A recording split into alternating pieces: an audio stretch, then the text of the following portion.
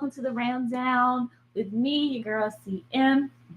This is pre-recorded because we wanted to take the time to talk to you guys about all things happening in wrestling that we kind of missed because life happens and it's been happening for the past little bit. Sorry guys, I had to make sure my sound was good. All right, so today I'm going to talk to you about three different shows, but from two different companies. The first one I'm going to talk to you about is Ase Wrestling, the first episode, and Ase Wrestling 2 will come at the end, as well as January 18th, 2025's Collision. Okay, so let's hop on in. The first one I'm going to talk to you about is Ase Wrestling 1. If you guys know, I went to the first episode of Ase Wrestling over a year ago now. Super excited. We talked a little bit about it before. So let's just hop into it real quick.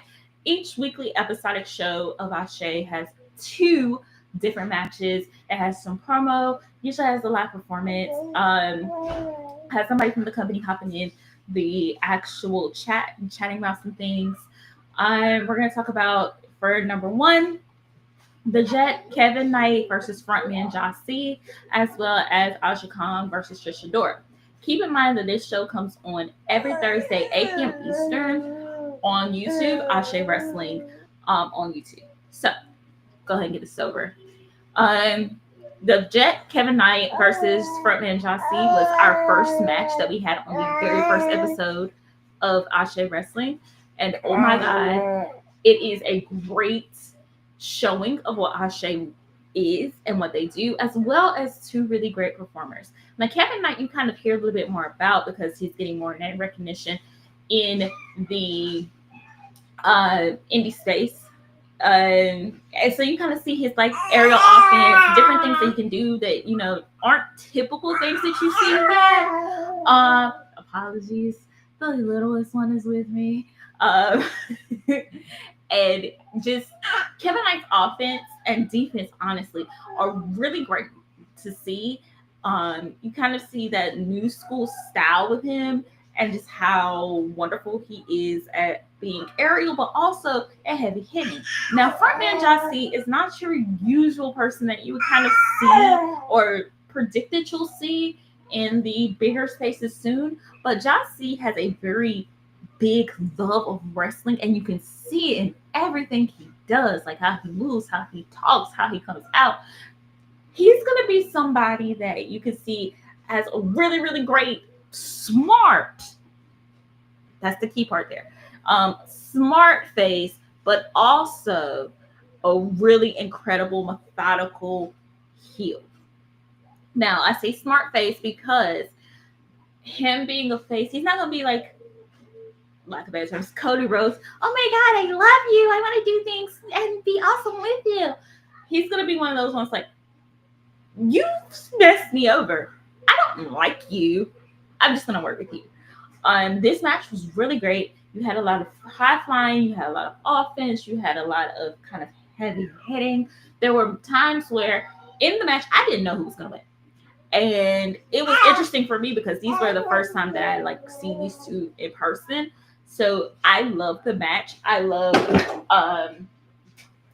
just how Kevin Knight was not the typical person I thought he would be. I thought he was going to be kind of like flying everywhere, doing all this stuff. But no, he was really kind of thought out when he did. And then Ase, yeah, Ase is one to watch. So that match for me, if I had to give stars, just based off of everything that they did and how well they performed, that is at least a 4-star match. Newcomers of the week for sure. Go back and watch that one for me. The main event on the first show, I talked about it. I had no voice last year when I talked about it. It was Aja Kong versus Trish Adora. I completely and totally nerded out. I have a signed picture of Trish Adora now. And I have heavy memories of actually achieving something off my bucket list of seeing Aja Kong in person. Folks, I am a millennial. I am a 90s baby. Aja Kong, I thought I had imagined her for so long because this was a dominating woman who went super hard and just revolutionized for me women's wrestling. She hit heavy. She was athletic. She had the look. She was everything I wanted in a female wrestler. And then I blinked and it's like she was gone. So seeing her in person was amazing. This match in person slapped. Even seeing it on YouTube slapped super hard. You had Trisha Dora who had the Lariat Tubman who's hitting heavy because Aja Kong ain't going down for nothing. Aja Kong is selling for Trisha Dora, but she's also like, I am Aja Kong. I will whoop you and eat you for breakfast because I am Aja Kong. And I was sitting there the whole time, and there were times that, yes, I heard myself screaming out, like, oh my God, this is so good. Ladies and gentlemen, women's matches, if you are trying to get into women's wrestling and you just don't know a match to kind of start, watch this. This is two heavy hitters. This is some match technician type stuff. This is a really great place for you to get into wrestling. And then go back and look at these matches because these two ladies have given some top flight performances with the things that they've done in their careers. Trisha Dora right now is in ROH, and Aja Kong comes back and forth in America and in Japan because she is half Japanese and half Black. So if you don't watch anything else from those two ladies, this match is the one that you should watch. And spend some time looking up these two ladies and their careers because they are amazing. You will not want to miss any of it for them. And also, please take the time to go back and watch Ase episode 1 because that was a really great match. That was a really great show. I remarked out, and I was there for that. I marked out so heavy, like screaming at them, and I knew what was gonna happen. But yeah, so gonna hop into Collision. I'm gonna kind of go over some of the low notes for me. I didn't even put this match up there. We had a match on Collision with Dustin Rhodes and Adam Priest. I like Dustin Rhodes, new to Adam Priest.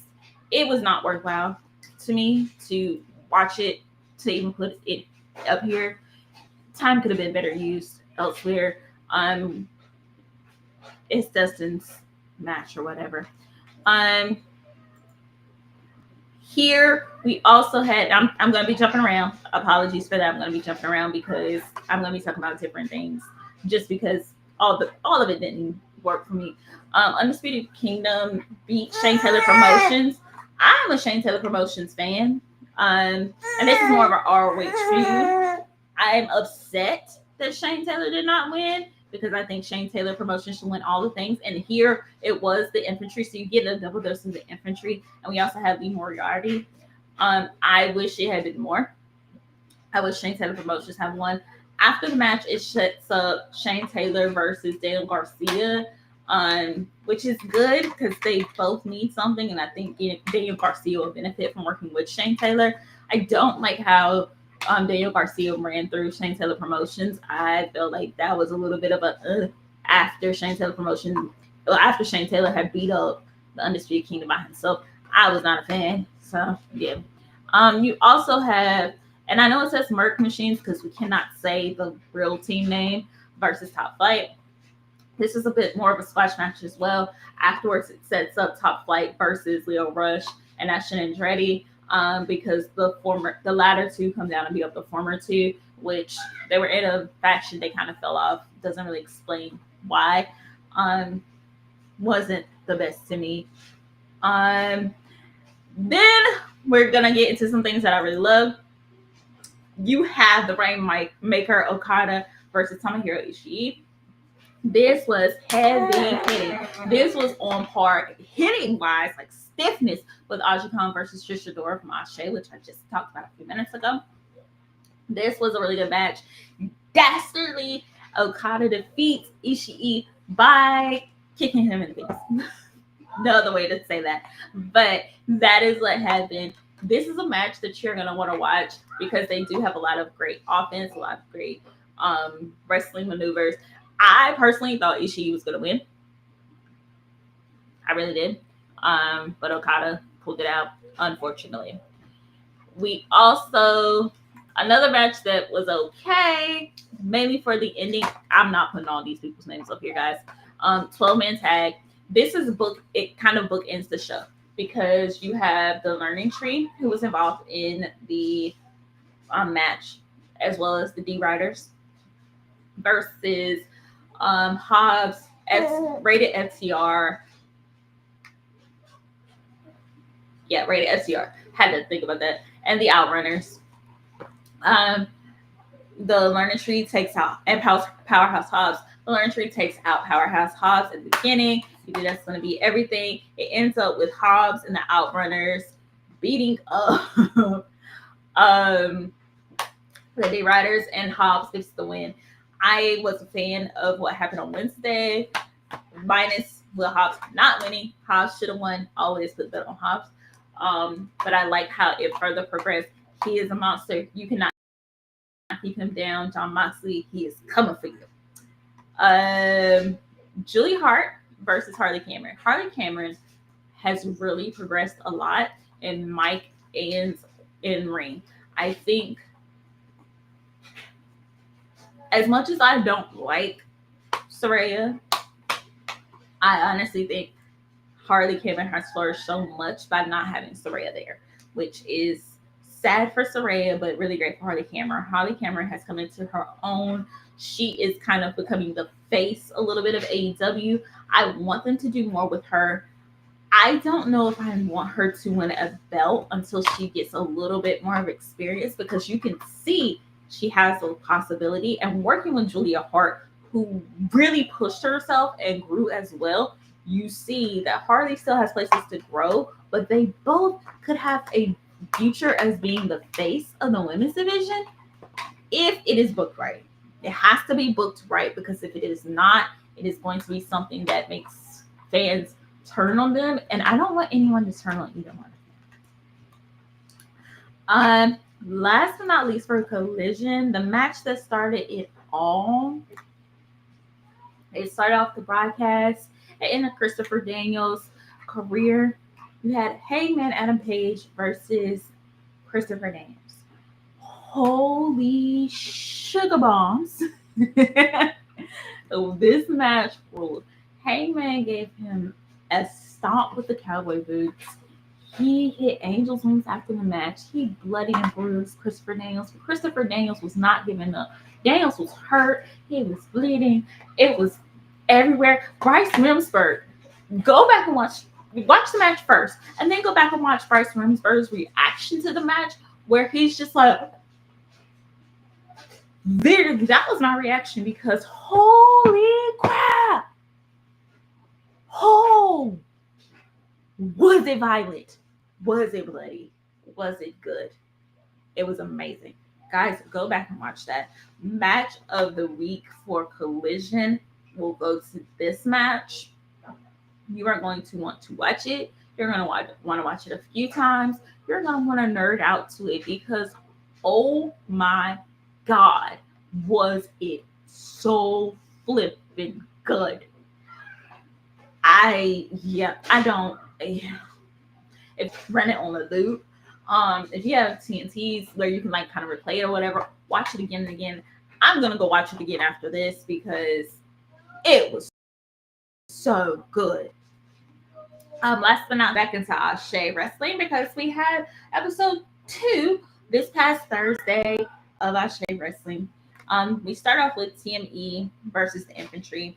TME is a new to me tag team. I think you all should look them up. Watch some of their other matches. I've watched them. They're good. They're a good team. I can see them breaking into mainstream. However, I don't know if I want them to be signed to a U.S.-based company.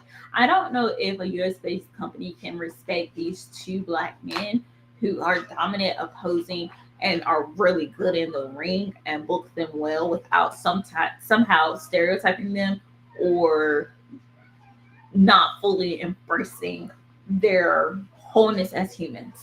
I've noticed even now in TNA, because Scott has left, You're not getting well-rounded black characters as much as you used to, and it sucks. If they go somewhere, maybe somewhere like ROH, which people feel like is a demotion, I personally feel like it's not, because it's been very consistently good and improving as time goes on. It's just people don't want to pay for another streaming service. This match versus the Infantry is one that you're going to want to watch if you are a fan of tag team wrestling. If you want to get into tag team wrestling, you have these two big beefy men versus the Infantry, who are also muscular, but they're shorter. And you are like, oh my God, they're going to get whooped. And oh my God, do they get whooped for parts of this? But they are an effective tag team. You guys, you're going to want to watch this. This is something that indies do very well. They know how to book their tag team wrestlers very well. And I loved it. I think you all should watch it. I made a special note to talk about Ase for those 4 matches that I've been reviewing. So please go and watch them. Thursdays at 8 p.m. Eastern on YouTube. It's free. Can't miss that. Last but not least, last match I'm going to review, and I'm going to spend a few minutes on this one. You have the Octopus Jonathan Gresham. Most everybody knows Jonathan Gresham. He is stocky, a little bit short, but he is a technical wrestler. He does things that I don't think you should be able to do. There are body parts that I didn't know you could bend like that. And there are body parts I didn't even know people had until he started wrestling. And I just spent a lot of time like, is this legal? Can he do it? How do you do that? Especially in this match, like he was bending Darius Carter in ways that watch this match. Technical wrestling fans, watch this match, because I to this day, I was there live and I still don't understand how he bent him certain ways. And I want to know. I don't want to experience, but I want to know, because that just looked painful. And I don't know. No. Then you have the All-Father, Darius Carter. I know this man is not known to a lot of wrestling fans, because if he was, he would be signed to every company. If you have a heel, his favorite heel is Darius Carter. Darius Carter has a face that is on par with Nick and Matt Jackson. It's on par with Sammy Guevara. It is very, very, very punchable. You want to hate him. You want to just dislike him so much it's not even funny. You want to like mollywop him. You just want to have violence against this man. And he ain't even gotta say nothing. He is that good of a heel. I don't understand how, why, who's overlooking him. But that man, in addition to being a great heel, he's great on the mic and he is great in the ring. He sells like nobody's business. He performs like effortlessly. Darius Carter should be everywhere. He should be everything all at once. Heel, face, general manager, owner, all the things. I don't like him as a wrestler, but damn it, as a performer, he is amazing. This match is great. It has technical things. I'm not going to spoil it for you, because honestly, you all need to go and watch this match. If you don't listen to me about anything else and you don't want to watch any of those matches, go watch this one. Because honest to goodness, it is a match that you really see just how talented indies can be. I thank Darius Lockhart for bringing indie wrestling to Charlotte and giving a platform to Black wrestlers to shine, because I've learned a lot about Black wrestlers. But that damn Darius Carter, I first saw him for the Culture GCW on WrestleMania weekend. I despised him because he is that damn good. Folks, please take a second to watch him. Watch that match. Geek out, nerd out with me on this. You will love it. As a reminder, Collision comes on Saturdays at 8 p.m. Eastern. on Max, that's where I watch it, and on TBS, TNT, one of those is a T and consonants. And Ase Wrestling comes on YouTube at 8 p.m. Eastern on Thursdays. It has 2 matches, you get some promos, and you usually get a musical performance. So please take the opportunity to check both of those shows out. Until next time, this has been your girl, CM. I thank you for being here for the rundown with me, and I will see you next time. Bye.